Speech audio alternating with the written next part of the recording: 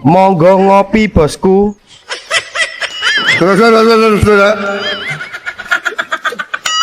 Saudara-saudara, hutang pemerintah kita naik terus.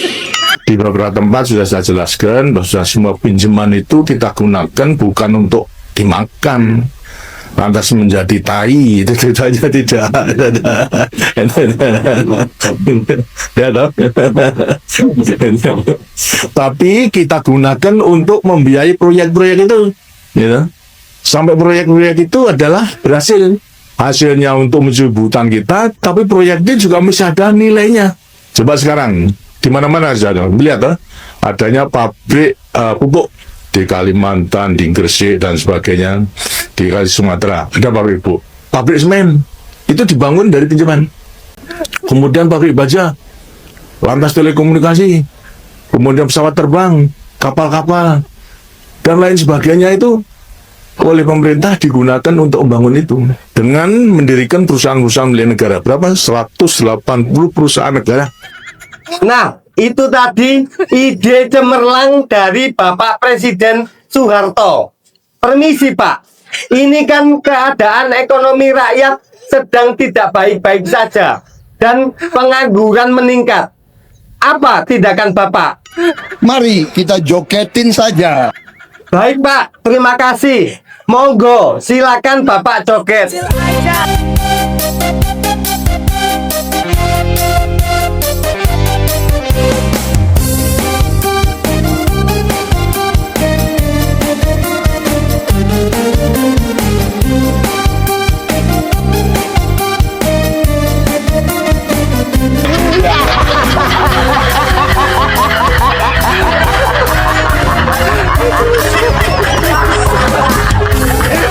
Negara yang paling nomor satu di dunia sekarang, rakyat yang mengatakan dia bahagia adalah bangsa Indonesia.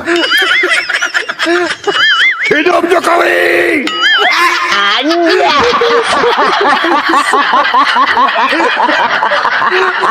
MBG itu Bapak Ibu tahu dapur-dapurnya dimiliki oleh siapa? Bukan Felix yang ngomong loh. Berita sudah banyak coba lihat. Yang milikin siapa? Anggota DPR, pejabat-pejabat, dan mereka bilang, "Lah kami kan nggak ikut di situ, tapi duit lu di situ." Itu namanya konflik kepentingan. Di dalam Islam udah jelas kalau ada seorang pejabat digaji mengambil selain itu, maka itu adalah sud, maka itu adalah haram, tempatnya di neraka. Nah, jadi dari situ aja kita udah jelas tuh kenapa Indonesia kaya tapi rasanya miskin. Yang kita permasalahkan adalah MBG ini, Pak. Targetnya Prabowo itu adalah untuk UMKM. Tapi ini dilakukan UMKM atau tidak? Tidak, Pak. Siapa yang ngambil borongan MBG ini? Kita tahu, anggota legislatif, Pak. Kita bukan tidak tahu, Pak. Kita tahu siapa yang punya dapur MBG. Ujung-ujungnya apa? Bagi-bagi kue dengan polisi dan militer. Betul nggak? Betul. Berapa juta katanya lapangan pekerjaan yang akan diberikan. Tapi cuma berapa ribu yang diberikan kepada masyarakat, Pak. Ini ada kebocoran struktural nih, Pak.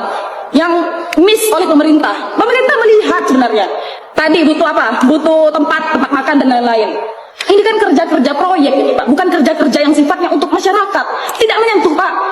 Oke, sekolah gratis, sekolah berbasis negeri itu sekolah gratis. Tapi pertanyaan saya, seragam mereka beli atau tidak? Buku tulis mereka beli atau tidak? Kalau MBG menyentuh masyarakat miskin, tidak mungkin ada saudari kita yang entah nanti dia bisa jadi pemimpin negara yang cita-citanya tinggi itu.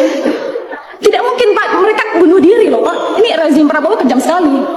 Kalau memang MBG untuk menyentuh masyarakat miskin, bohong, Pak. Bohong MBG itu untuk menyentuh masyarakat miskin. Yang sekolah itu orang yang mampu aja, Pak. Cuma 3% anak yang bisa menempuh bangku kuliah ini, Pak, di seluruh Indonesia. Bayangkan. Tidak ada orang tua murid yang mengkorup ongkos makan untuk anaknya. Yang terjadi ditambahin makanannya. Begitu diberikan ruang pada tipe 3 dan 4, dananya diberikan langsung ke masyarakat, masyarakat melola kualitas lebih baik. Contoh, memberikan makanan sehat untuk keluarga, untuk anak-anak sekolah. Kalau tipe 1, berikan kepada dinas pendidikan pengadaan barang, bagikan makanan sehat. Tipe 2, bikin tender, nanti perusahaan-perusahaan masukin. Tipe 3, uangnya diserahkan pada persatuan orang tua murid. Ya. Itu tipe 3. Begitu diserahkan orang tua murid yang masak, apa yang terjadi? Tidak ada orang tua murid yang mengkorup ongkos makan untuk anaknya. Yang terjadi ditambahin makanannya. Dibuat lebih sehat. Jadi strateginya itu, satu, fokusnya dari awal. Yang kedua, community Activism movement itu dihidupkan. Yang ketiga, lakukan penyesuaian soal pengadaan barang dan jasa. Dengan begitu maka komprehensif. Lalu buat ukurannya untuk tiap daerah. Tiap daerah beda-beda, nggak boleh kita simetrik. Semua daerah sama, tidak. Jakarta beda, Bogor beda, Banten beda, beda-beda. Dengan begitu semua mengejar bar yang terjangkau. Inilah makanan bergizi untuk SD 6. Tidak ada yang memakannya karena kepala sekolahnya tadi gurunya melarang. Karena nasi ini, nasi makanan bergizi sudah basi yang diantar ke SD 6. Inilah barang-barangnya. Jadi tidak ada yang makan. Anak-anaknya tidak makan sesuai petunjuk kepala sekolah dan gurunya. Karena dicek makanannya basi. Mengatakan bahwa saya menghambur-hamburkan uang. Permisi Bapak Presiden Prabowo Subianto, program MBG ini anggarannya 335 triliun, memangkas anggaran pendidikan, memangkas anggaran kesehatan, tapi hasilnya ribuan anak sekolah keracunan. Permisi Pak, saya hanya memberikan saran saja. Alangkah baiknya anggarannya dialokasikan ke pendidikan gratis, kesehatan gratis, sembako murah, dan lapangan pekerjaan untuk rakyat. Permisi Pak, program MBG ini membuka lapangan pekerjaan untuk rakyat atau untuk pejabat? Permisi Bang, program MBG ini membuka lapangan pekerjaan untuk rakyat atau untuk pejabat? Satu SPPG Bang, per tahun itu bisa punya laba 1,8 miliar. 1,8 miliar. Itu satu SPPG. Sementara, sebagai ilustrasi, di daerah saya, ketua partainya Pak Presiden itu punya 9 SPPG Bang. 9 SPPG.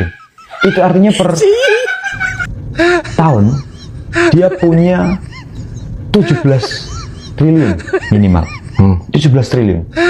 Kalau 5 tahun Bang, masa presidenan satu periode ini, berarti 85 miliar Bang.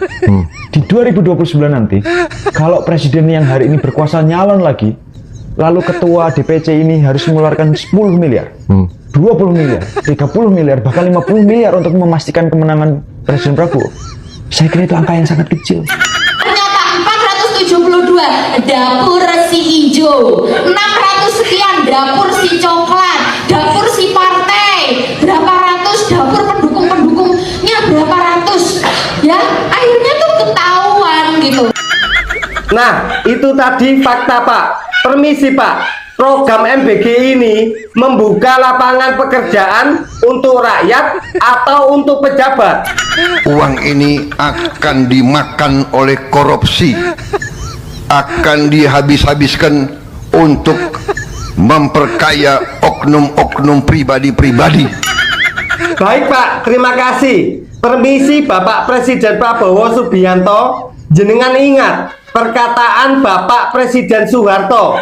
Beliau pernah mengatakan, anggaran atau pinjaman sebisa mungkin jangan dipergunakan untuk makan, yang pada akhirnya menghasilkan kotoran, tapi gunakanlah untuk hal-hal yang bisa meningkatkan ekonomi rakyat dan bisa membuka lapangan pekerjaan untuk rakyat. Mohon Bapak simak sekarang perkataan Bapak Presiden Soeharto itu Pak.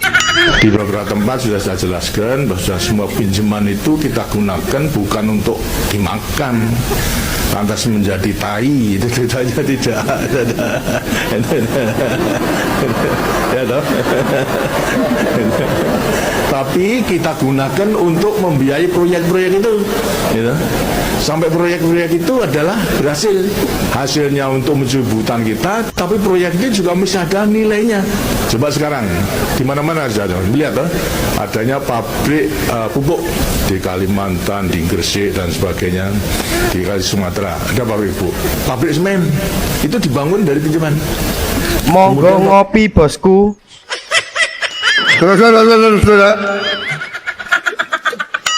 Saudara-saudara, hutang pemerintah kita naik terus. Saudara sekalian, begitu saya dilantik jadi Presiden Republik Indonesia, Jika memang saya menerima mandat dari rakyat, pada saat itu saya akan cari bukti-bukti korupsi semua itu.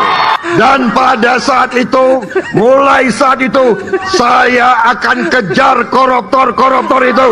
Bila perlu, sampai ke Antartika, sampai ke padang pasir yang paling jauh, akan saya kejar. Hai para koruptor atau yang merasa pernah mencuri dari rakyat, kalau kau kembalikan yang kau curi, ya mungkin kita maafkan. Saudara, kesehatan nggak bayar, subsidi listrik, subsidi BBM, kemudian sekolah harus kita bikin nggak bayar. Kemudian kita akan kasih makan siang. Kemudian angkutan di kota-kota besar kalau perlu subsidi 100%. Negara yang rakyatnya setelah ditanya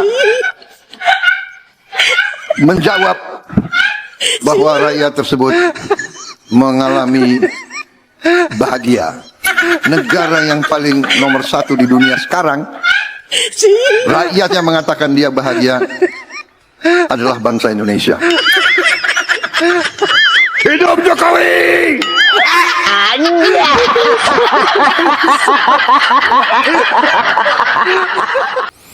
Bismillahirrahmanirrahim. Assalamualaikum warahmatullahi wabarakatuh. Halo sahabat, kembali berjumpa dengan HS Channel. Semoga sahabat selalu diberikan kesehatan ya.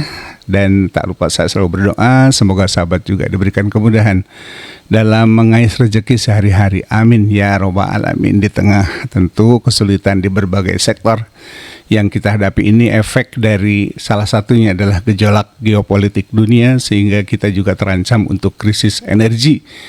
Sehingga ini pemerintah diperlukan ya mengambil langkah-langkah strategis, terutama kalau yang saya soroti adalah terkait dengan dana MBG yang menyedot anggaran negara yang jumbo ya, super jumbo, di mana perharinya saja bisa menghabiskan 1,2 triliun per hari, luar biasa ya. Dan sedikit bernostalgia dengan video yang lama dan sekarang mulai viral lagi, di mana ini sangat relevan ketika sama-sama dulu juga menggunakan pinjaman, artinya menggunakan utang ya, tetapi berbeda ya. Kalau mungkin sekarang banyak dialokasikan untuk MBG, maka kalau dulu itu digunakan untuk membangun pabrik-pabrik seperti yang disampaikan oleh mantan presiden kita atau presiden kita yang kedua ya, almarhum Bapak Soeharto. Semoga Allah memberikan ampunan kepadanya. Amin ya robbal alamin. Oke sahabat, Pak Anies juga memberikan masukan-masukan terkait dengan MBG ini yang luar biasa, masukannya sangat berharga sekali. Di samping juga ada peringatan-peringatan yang disampaikan oleh Ustadz kita, Ustadz Felix Xiao ya.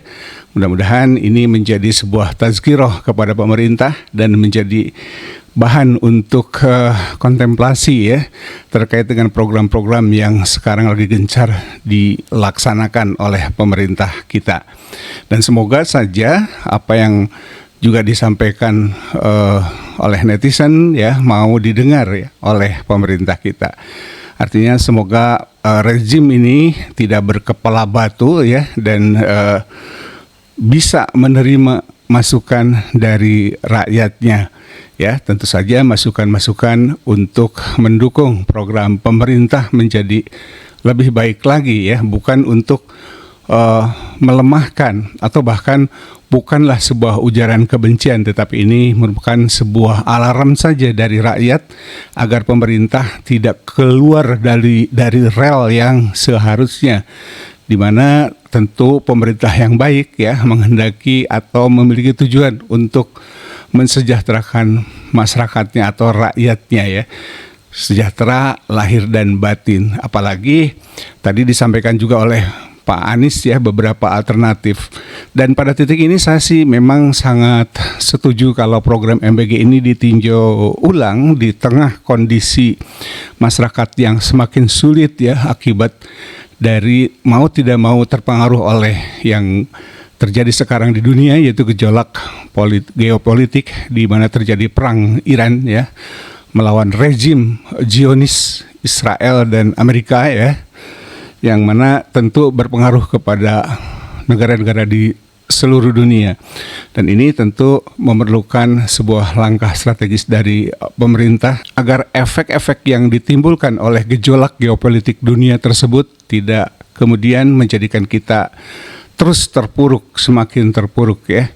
Nah, akhirnya kita berharap apa yang disampaikan, kritik dan juga protes dari sebagian netizen ya, seperti yang sudah kita saksikan di video tadi, mudah-mudahan rezim ini tidak berkepala batu ya, mau mendengar dan senantiasa mau meninjau ulang sesuatu yang menyimpan berbagai kontroversi, dan tentu pemerintah juga hendaknya bisa menerima alternatif solusi yang diberikan oleh rakyatnya, di mana tentu rakyat yang sekarang semakin cerdas dan bisa memberikan solusi alternatif ya, terutama terkait dengan MBG ini. Dan pada video lama tadi juga pada titik itu saya sangat setuju bagaimana kalau anggaran MBG ini betul-betul digunakan untuk proyek-proyek strategis yang menyerap tenaga kerja yang jauh lebih banyak lagi ya, seperti yang dijanjikan oleh rezim yang sekarang yang menjanjikan 19 juta lapangan kerja, padahal MBG baru mencapai katanya 1 juta lapangan kerja. Dan jika ini digunakan untuk membangun infrastruktur yang terkait dengan pabrik dan sebagainya yang menyerap dunia kerja lah ya, membangun, menciptakan dunia kerja, saya kira itu jauh lebih baik. Atau misalnya mengambil sebuah kebijakan dengan membagikan langsung dana tunai lah, sebut seperti itu ya, dimana tentu jangan sampai salah sasaran dan harus diseleksi ya, yang sangat darurat untuk yang sangat darurat memerlukan itu menjadi prioritas utama. Karena kalau dilihat dari aspek kemampuan masyarakat kita tentu berbeda-beda, bahkan dari sisi MBG juga tidak semua memerlukan, sehingga ini kurang bijak rasanya kalau orang kaya masih diberi MBG, sementara sebetulnya dana yang tersisa bisa digunakan untuk lebih menjangkau lebih luas lagi rakyat-rakyat kita yang masih miskin. Akhirnya semoga video ini bermanfaat, dan tadi ya, semoga pemerintah mau mendengar, Presiden mau mendengar. Amin ya robbal alamin.